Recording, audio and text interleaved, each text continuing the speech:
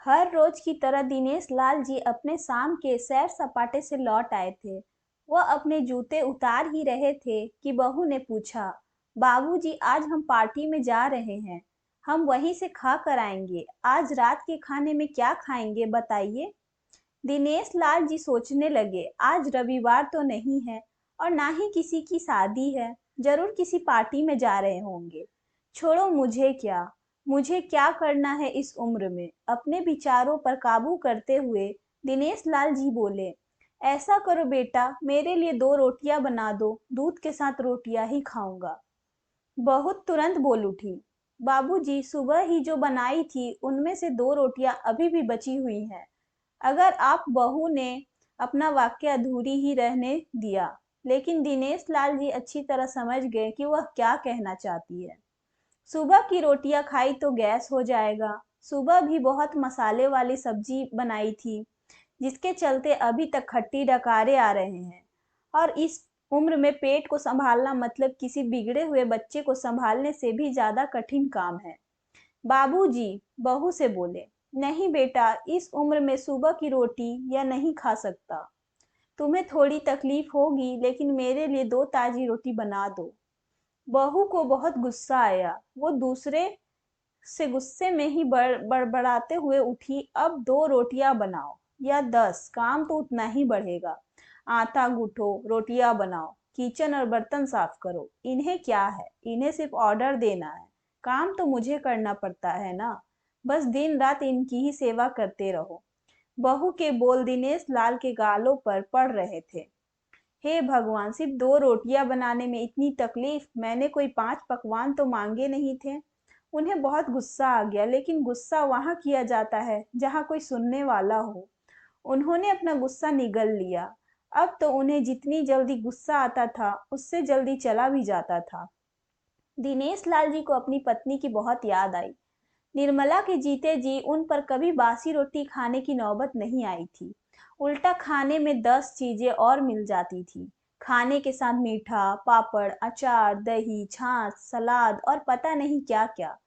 दिनेश जी को बहुत बुरा लग रहा था। रहने दो बहू, मैं सुबह की रोटी ही खा लूंगा। फिजूल में तुम्हें तकलीफ होगी, और वैसे भी तुम्हारे हाथों की रोटियां बहुत मुलायम होती हैं। मुझे चलेगा। मेरी वजह से तुम लोगों को देर नहीं होनी चाहिए। बहू को तो सोने से पीला मिल गया। वह अपने आवाज मीठी करते हुए बोली, बाबूजी आप चाय लेंगे क्या। दिनेश लाल जी अपने चाय पीने की इच्छा को दबाते हुए बोले, वैसे कोई खास इच्छा नहीं है चाय पीने की, मगर तुम अपने लिए बना रही हो तो मेरे लिए भी थोड़ी बना देना। हाँ बाबूजी, मैं अपने लिए बनाने वाली हूँ, आपके लिए भी बना देती हूँ, बोलकर बहू रसोई घर के अंदर चली गई। दिनेश लाल जी खुद से ही बातें करने लगे, अभी तो लाखों की जायदाद है मेरे पास, यह घर भी मेरे नाम पर है और खाते में भी लाखों रुपए पड़े हैं। कभी बेटा विषय निकालता है तो बोलकर टाल देता हूँ कि मेरे बाद तेरा ही तो है सब कुछ, और फिर भी 1 कप चाय और 2 ताजी रोटियां के लिए तरसना पड़ता हो तो उन बूढ़ों को क्या होता होगा, जिनके पास संपत्ति के नाम पर सिवाय पुरानी यादों के कुछ भी नहीं होता। निर्मला को याद करके दिनेश लाल जी की आंखों में आंसू चमकने लगे और धीरे से गालों पर सरके। निर्मला के होते हुए उन्होंने घर का कोई भी काम नहीं किया था। आर्थिक जवाबदारी के अलावा उनकी और कोई जवाबदारी नहीं थी। उनके व्यापार में भी अच्छे साथ दिए थे। वह भी निर्मला से बहुत प्यार करते थे, लेकिन कभी जता या बता नहीं पाए। वह यह सच्चे से दिल मानते हुए थे कि निर्मला उनकी किसी पूर्व जन्मों के पुण्य का फल है, लेकिन जिंदगी की भाग दौड़ में वह निर्मला की मन की इच्छा पूरी कर ना सके। उन्हें वैष्णो देवी जाना था, लेकिन हर बार यह यात्रा अगले साल के लिए पोस्टपोन्ड हो जाती। घर बार और संसार की जिम्मेदारियां संभालते संभालते कब उनकी इच्छाएं उन्हीं के साथ चली गई, पता ही नहीं चला। दिनेश लाल जी ने देखा उनके पोता और पोती दोनों ही स्कूल से आ गए थे। दोनों ने अपना बस्ता सोफे पर फेंका और दादाजी की तरफ दौड़कर उनके गले लगते हुए कहने लगे, चलिए ना दादाजी, खेलने चलते हैं। यही निस्वार्थ प्रेम के कुछ पल थे जिनमें दिनेश लाल जी अपने बच्चों के साथ बच्चे बन जाते थे और सारे अपने दुख और यादें भूल जाते थे। वह कुछ बोल पाते उससे पहले ही बहू ने कहा, चलो छोड़ो दादाजी को, हमें पार्टी में जाना है। जल्दी से आकर तैयार हो जाओ, पापा भी आते ही होंगे। दोनों ही बच्चे दादाजी को छोड़ मम्मी की तरफ भागे। उनकी पोती 7 साल की थी और पोता 5 साल का था। दिनेश लाल जी अपनी सोच में डूबे हुए बालकनी की तरफ गए। बालकनी में धीमी ठंडी पवन में उनका स्वागत किया। बहू उनके लिए चाय बनाकर लेकर आई। बालकनी में रखी अपनी कुर्सी पर बैठकर दिनेश लाल जी घुट घुट करके चाय पी रहे थे।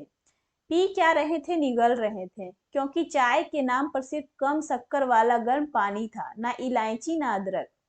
दिनेश लाल जी मन ही मन सोचने लगे, बहू के जाने के बाद आज खुद अपने हाथों से चाय बनाऊंगा, इलायची अदरक और थोड़ी सी ज्यादा शक्कर डालकर, और उनके साथ रोटियां खा लूंगा। रोटियों की याद आते ही उनका मुंह फिर खट्टा हो गया। चाय खत्म होने पर खाली कप लेकर वह किचन में रखने गए तो वहां देखा कि बहू और बच्चों का कप धो के पड़ा था। उन्होंने भी अपना कप धो कर रख दिया और अपनी डायरी लेकर बालकनी में आ गए। बालकनी में बैठे बैठे उनकी नजर सूखी हुई तुलसी के पौधे पर गई। उन्होंने एक लोटा पानी लाकर उसमें डाल दिया। कुछ मिनटों बाद ध्यान से देखने पर उन्हें पता चला कि सूखे हुए तुलसी के पौधे में नई कुपले जैसा मुस्कुरा रही हो। टुडे याद आया कि निर्मला हर सुबह तुलसी को पानी और शाम को दिया दिखा दी थी। अब तो शाम को न तुलसी को न ही भगवान को मंदिर में दिया जलता है। पता नहीं कितने संस्कार, इतनी अच्छी आदतें निर्मला अपने साथ ले गई। दिनेश लाल आसमान की तरफ देखकर बोले, शकुंतला, मुझे इस घर को अभी तुम्हारी जरूरत है। तुम क्यों हमें छोड़कर चली गई? तुमने मुझे धोखा दिया, तुमने हमेशा साथ रहने की वचन तोड़ दिया, तुम मुझे अकेला छोड़कर चली गई। दिनेश लाल की आंखें भर आई। पापा, इतनी ठंडी हवाएं बह रही हैं और आप है कि बालकनी में बैठे हैं, अंदर आ जाइए, नहीं तो बीमार हो जाएंगे। बेटे ने दिनेश लाल जी से कहा। बेटा, बहू और पोता पोती सब तैयार होकर पार्टी के लिए निकल रहे थे।